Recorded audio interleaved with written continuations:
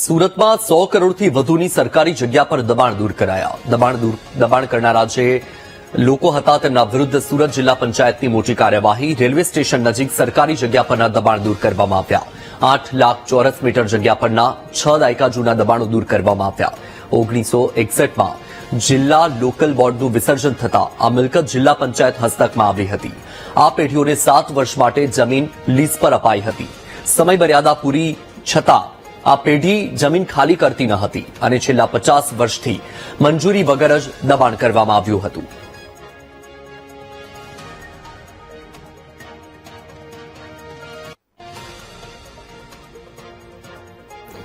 તાપીના વાલોડમાં શિક્ષકો પર બગડ્યા કલેક્ટર. શાળા પ્રવેશોત્સવમાં કલેક્ટરે છાત્રો પાસે દાખલા ગણાવ્યા.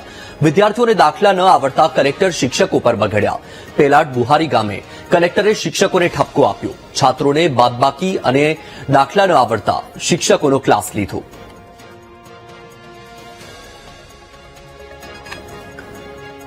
તો આ દ્રશ્યો તમે જોઈ રહ્યા છો તાપીના વાલોડના છે કે જ્યાં એક તરફ પ્રવેશોત્સવ ચાલી રહ્યો હતો અને તે દરમિયાન કલેક્ટર શિક્ષક ઉપર બગડ્યા કારણ કે કલેક્ટરે વિદ્યાર્થીઓને દાખલા પૂછ્યા અને દાખલા વિદ્યાર્થીઓને ન આવડતા શિક્ષકને ઠપકો આપ્યો.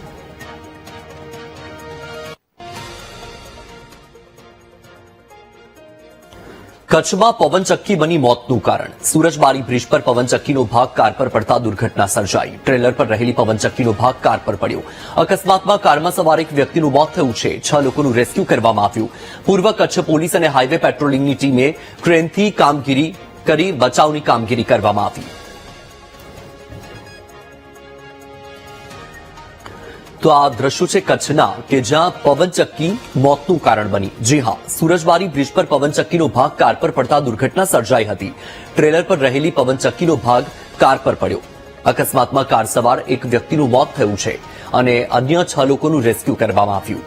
પૂર્વ કચ્છ પોલીસ અને હાઈવે પેટ્રોલિંગની ટીમે ક્રેનથી બચાવની કામગીરી કરી.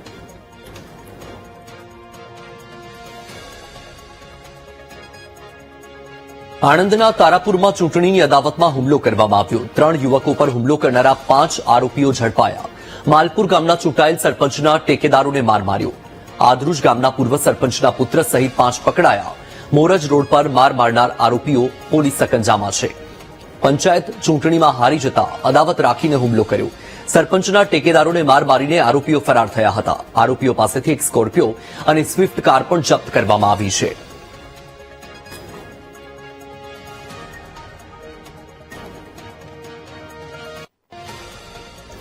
બોટાદ શહેરના મોટીવાડી વિસ્તારમાં મારામારી થઈ. ગેરકાયદે બાંધકામોને લઈને યોજાયેલી સભામાં મારામારી થઈ. વિશ્વકર્મા મંદિરમાં નાગરિકોની સામાન્ય સભા યોજાઈ હતી. ગેરકાયદે બાંધકામ કરતા 2 વ્યક્તિઓની સભાસદો સાથે મારામારી. વિજયભાઈ અને ધીરુભાઈએ મારામારી કરતા સભાસદ ઈજાગ્રસ્ત થયા. સભાસદ ગુણવંતરાય ઈજાગ્રસ્ત થતા હોસ્પિટલમાં દાખલ કરવામાં આવ્યા. ગેરકાયદે બાંધકામ કરનાર સામે કડક કાર્યવાહીની સભાસદોની માંગ.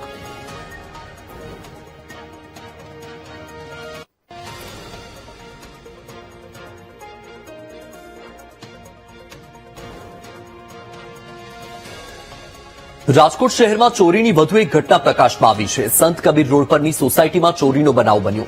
તસ્કરોએ 2 વ્હીલરની ચોરી કરી. રાજારામ સોસાયટીમાં 2 વ્હીલરની ચોરી કરવામાં આવી. 2 વ્હીલરની ચોરીની ઘટના સીસીટીવીમાં કેદ થઈ છે. તો ચોરીનો આ બનાવ જુઓ. તમારી ટીવી સ્ક્રીન પર દ્રશ્યમાં તમે જોઈ શકો છો. સમગ્ર ચોરીની ઘટના છે એ સીસીટીવી કેમેરામાં કેદ થઈ હતી અને તેના સીસીટીવી ફૂટેજ પણ સામે આવ્યા છે. સંત કબીર રોડ પર સોસાયટીમાં ચોરીનો આ બનાવ બન્યો. તસ્કરોએ 2 વ્હીલરની ચોરી કરી અને ચોરીનો આખો બનાવ કેમેરામાં કેદ થઈ ગયો. રાજારામ સોસાયટીમાં 2 વ્હીલરની ચોરી કરતો ચોર કેમેરામાં કેદ થયો. 2 વ્હીલરની ચોરીની ઘટના સીસીટીવીમાં કેદ થઈ છે. હાલ તો આ મામલે તપાસ ચાલુ છે. ભરૂચ મનરેગા કૌભાંડમાં 4 આરોપીઓના રિમાન્ડ મંજૂર કરવામાં આવ્યા. હીરા જોટવા અને તેના પુત્ર દિગ્વિજયના રિમાન્ડ મંજૂર થયા છે. ભરૂચ સેશન્સ કોર્ટે 4 આરોપીના રિમાન્ડ મંજૂર કર્યા. 4 આરોપીને 6 દિવસના રિમાન્ડ પર મોકલવામાં આવ્યા છે. મનરેગા કૌભાંડમાં અત્યાર સુધીમાં 6 આરોપીની ધરપકડ કરી લેવામાં આવી છે. વધુ માહિતી મેળવીએ સંવાદદાતા ગૌરવ ફોનલાઈન પર છે. ગૌરવ, મનરેગા કૌભાંડમાં 4 આરોપીના રિમાન્ડ મંજૂર કરવામાં આવ્યા છે. શું માહિતી? જી, ગત 30 તારીખથી જ્યારથી એફઆઈઆર દાખલ થઈ છે પોલીસ ચોકીની અંદર, ત્યારથી મનરેગા કૌભાંડની અંદર પોલીસનો ધમધમાટ ચાલી રહ્યો છે. ત્યારબાદ પોલીસ દ્વારા હીરા જોટવા અને રાકેશ ટાયલરની અટકાયત કરવામાં આવી હતી. ત્યારબાદ બીજા એમના દીકરા અને બીજા અન્ય 3 આરોપીઓની પણ ધરપકડ કરવામાં આવી હતી. ગત રોજ સાંજે જે રિમાન્ડ મંજૂર કરવામાં આવ્યા હતા એ 4 લોકોના, હીરા જોટવા તથા એમના જે અન્ય નાગરિક હતા તે લોકોના રિમાન્ડ મંજૂર કરવામાં આવ્યા હતા.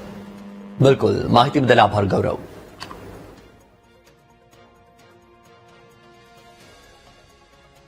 છોટાઉદેપુરમાં યુવતીને શારીરિક અડપલા કરનાર આરોપીની અટકાયત કરવામાં આવી. બોડેલીમાં વાસણની દુકાનમાં શખ્સે શારીરિક અડપલા કર્યા હતા.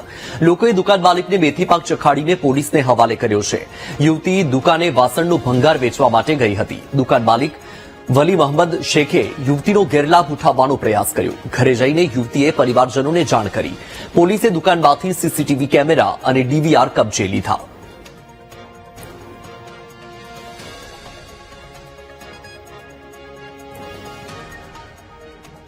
બારડોલીમાં ભુવાએ 16 વર્ષીય સગીરા પર દુષ્કર્મ આચર્યું. માતાની ફરિયાદના આધારે પોલીસે 2 આરોપીની ધરપકડ કરી છે.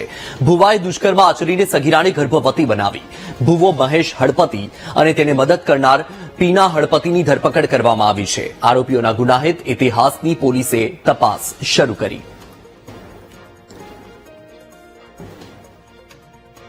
દીકરી 16 વર્ષની છે અને એના જ પાડોશમાં પીનાબેન ભીખાભાઈ હળપતિ કરીને રહે છે અને એમને આ દીકરીને કીધું કે મને હાજરી આવે છે એટલે મારે ભુવાને બતાવવા માટે જવાનું છે, તો તું મારી સાથે ચાલ. આજથી 7 માસ પહેલા આ બનાવ બનેલો. ત્યારે આ બેન એને પણ ભુવા પાસે લઈ ગયેલા અને આ ભુવો જે છે એ ભામૈયા ગામનો વતની છે, મોહન ઉર્ફે મહેશ મંગુભાઈ હળપતિ.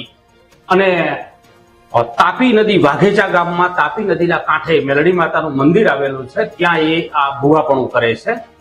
એટલે ત્યાં દીકરીને લઈ અને પીનાબેન ગયેલા અને ત્યાં એ દીકરીને એવું કીધેલું કે તું જો આ ભુવા સાથે શરીર સંબંધ બાંધીશ તો તારા શરીરના તમામ રોગ નીકળી જશે. 5 માસનો ગર્ભ રહી જતા એની માતાને ખબર પડી કે ભાઈ મારી દીકરીને તો ખરેખર ગર્ભ રહી ગયેલો છે. અને પછી એની પૂછપરછ કરી ત્યારે એને કીધું કે મારી સાથે આવું કરેલું અને મને ક્યાંય નહીં જાણ કરવા માટેનું દબાણ